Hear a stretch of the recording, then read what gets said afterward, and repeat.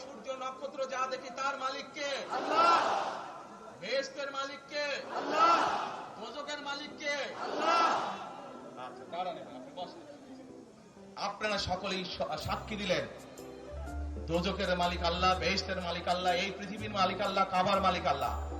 আরে ভাই, যেটার মালিক আল্লাহ সেটা কি অন্য কেউ দেওয়ার ক্ষমতা রাখে? রাখে না।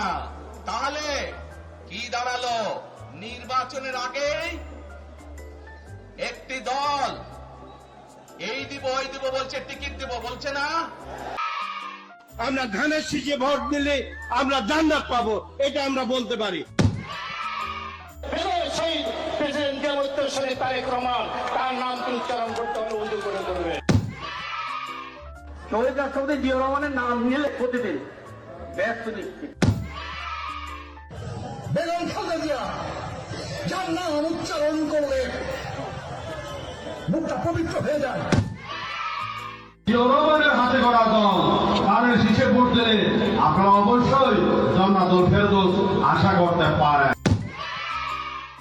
আপনার স্বামী যার পায়ের নিচে আপনার বেগ, সেই পুরুষ মানুষগুলো এখানে উপস্থিত আছে, তাদেরকে বলবো বাড়ি বাড়ি গিয়ে মা বোন চাচি খালাদের বলে দেবেন ভোট ধানের শীষে দিতে হবে। যদি ধানের শীষে ভোট না দেন, এই মহিলাদেরকে বলছি আপনারা জান্নাত পাবেন না।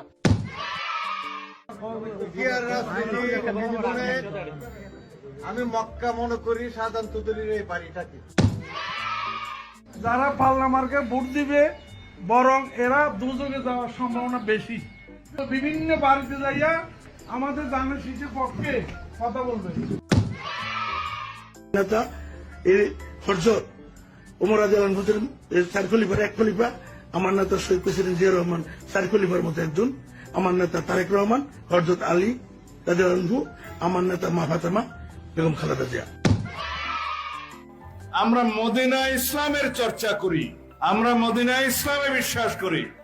শরিয়া আইনের ব্যাপারে ওটাও বলেছে কিন্তু যে আমরা শরিয়া আইনে বিশ্বাস করি না।